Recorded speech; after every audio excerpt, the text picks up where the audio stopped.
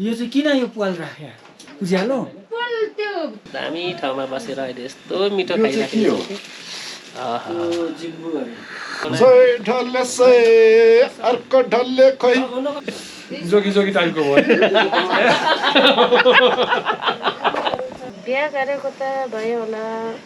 22, 23, 24 घोडा चढेर टिक्का लाएर झन्ती गरेर लिएर आउने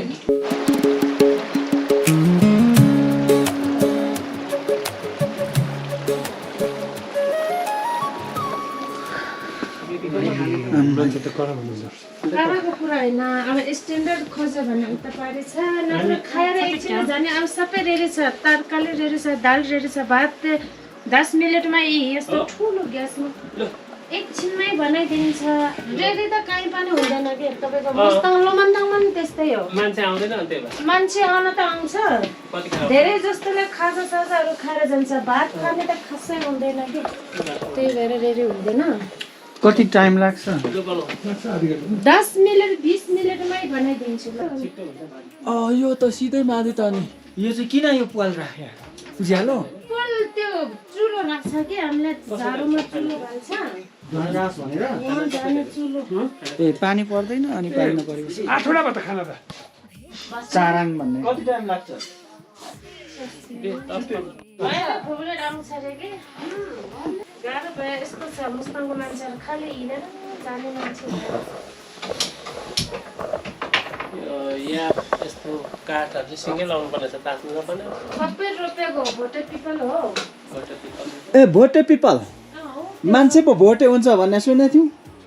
पिपलमा यो चाहिँ माटोले खाँदैन तपाईँलाई अल्मा ल्यायो चाहिँ यो माटोले केही गर्दैन ए गर्दैन माटो र त्यो छपो भयो कि अनि यो दाउरा पनि भोटे पिपलकै सबै टुक्रा चाहिँ मसिनो पर्ने सिङै चाहिँ त्यस्तो भयो अनि यो त दुलो छ त नि दुलो छ अनि झालेर चाहिँ किन नराख्नु भएको त यता झ्याल यो छ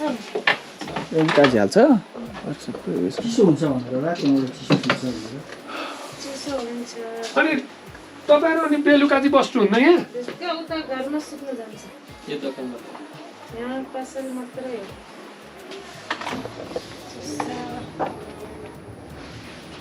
यो हामी पुरा पूर्वेली मान्छे र यहाँ तपाईँहरूको बिचको चाहिँ लवज भाषा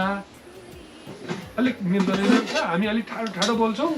अनि हाम्रो ठाडो बोलीले तपाईँहरूलाई अलिअलि रिस उठ्छ होला नि चाराङ आयो के रिस उठ्ने बोल्ने अरू त जो पनि ठाडो अब पुगिन्छ त्यस्तै हो तल पनि त्यस्तै हो सबै एउटै कहाँ हुन्छ अनि छोरी चाहिँ छोरी हिजो अस्ति आयो सुतेर बसेछ अनि कहाँ बस्नुहुन्छ घरमा होइन ऊ पनि पोखरै पर्छ कतिमा 9 मा त्यति दुईटा मात्रै हो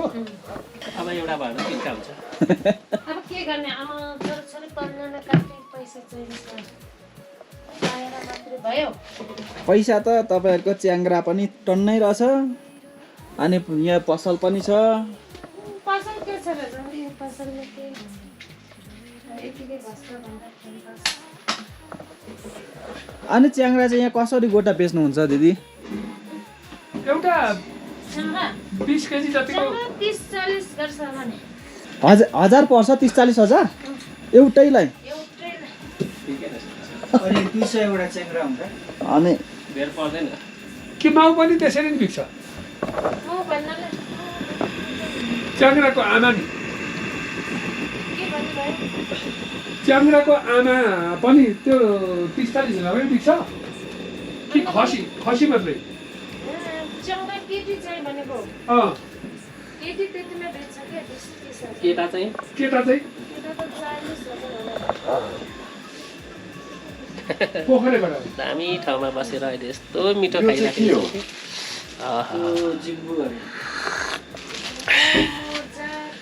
छु यो चौरीको पुच्छर चाहिँ कति पैसा पर्छ यो 3500 सय ढल्ले सय अर्को ढल्ले खै कहाँ उडेर यो हाम्रो चाहिँ आशिष लुगाको अब यहाँ ढाड दुखेपछि चाहिँ मैले यो चाहिँ मर्चा परिचय गर्दैछु होइन मन्त्र पनि पढ्नु पर्यो नि मन्त्र त अब यहाँ पढिहाल्छु नि त्यहाँ सिकाएपछि त कहाँ पढिन्छ त मन्त्र के भयो ढाड दुखेर नि यहाँ मर्नै आँट्यो कि त्यसो हुँदाखेरि अब यता नवीन लुगा चाहिँ के गर्नुहुन्छ ओ जागो जागो जागो मेरो मन्त्र जागो ओ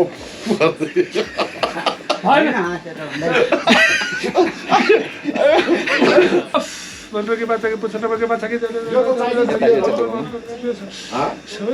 जाओ हे प्रभु टोले तेरा आपने जोगी जोगी टाइप को भयो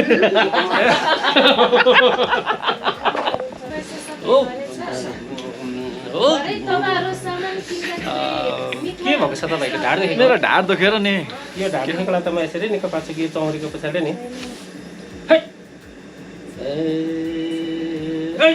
कालो बोको चाहिन्छ है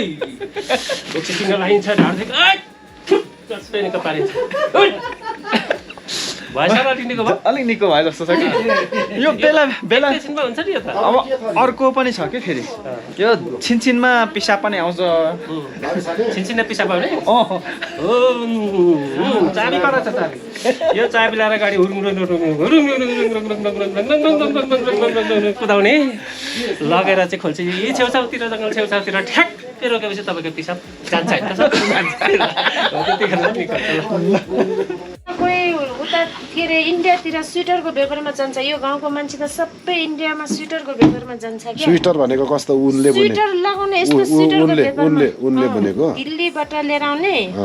अनि आसाम भन्ने ड्युटीघर भन्ने त्यतातिर व्यवहार गर्ने के 6 महिना यहाँ बस्ने 6 महिना त्यतै बिजनेसमा जान्छ के हजुर हाम्रो यहाँ गाउँको त सबै स्वेटरको व्यापारमा जान्छ है लागना 10 लाख 15 लाख लिएर जान्छ हाम्रो फेरि मेरो गाउँमाथि हो चाइनाको अलिक तल नजिक पर्छ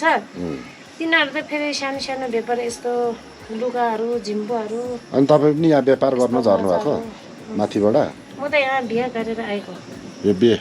बिहा गरेर मेरो गाउँ छोडेर यहाँ बिहामा आएको के बिहामा आएको छु बिहा भयो तपाईँ कति वर्षको हुनु म 42 वर्ष भयो 40 र 2टा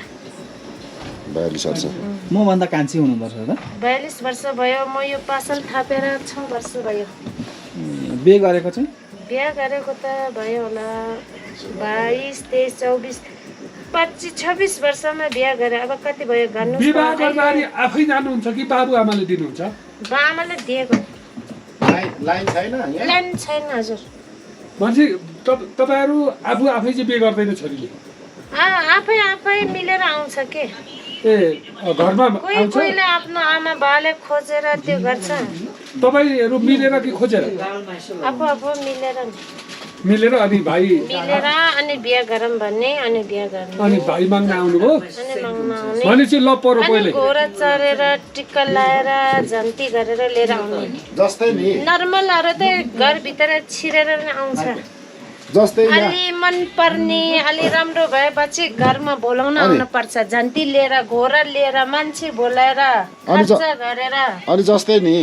हामीले पनि यहाँनिर बिहे गर्नु मन पर्यो हामीलाई पनि मन पर्यो भने चाहिँ हामीसँग चाहिँ बिहे गर्छ कि गर्दैन गर्छ नि अहिले मुस्ताङ्गेहरू त्यहाँ उता के अरे गाउँको नाम आउँदैन क्या रोङ्बासँग बेसरी जान्छ कि हाम्रो उता माथि गाउँको मान्छेहरू नेपालीसँग बिहा भएको नि छ अब हामीलाई पनि एउटा चाहिँ खोजिदिनु पर्ने बेला भयो यहीँ घर जाम गरेर बस्ने म चाइनामा छ अहिले बर्डरमा जानु त व्यापारी त्यसरी त्यहाँबाट खोजेर खोजेको होइन त्यहाँ चाहिँ बिहे गर्ने मान्छे पाउँछ पाउँछ बिहा नगरेको धेरै छ पाल थापेर पाल 80-90 वटा पाल छ त्यहाँ बिहा गरेको नि छ नगरेको नि छ चाइना चाहिँ जान पाउँछ कि पाउँदैन चाइना भित्र त जान पाउँदैन बाहिर त पाउँछ यस्तोरी टेक्नु पाइँदैन बाहिरको त पाल छोपेर बसेछ कि तपाईँहरू पनि पाउनुहुन्न हामी नि पाउँदैन हामी पास भए मात्र भित्र छिर्न पाउँछ चाङको हिरो ओ ए यसले पनि नमस्ते गर्दछ आज सेवा भनेको बुझ्छस् नि होइन हो चाराङको हिरो है आज ल खानु छैन केटा त ल उठ ल आज उठ ओ अर्को आएछ फेरि आज जाँच ल हिमाल तरै मिसिएर बसेर चाहिँ नाटक मिलेर बिहे गरेर आयो क्या हो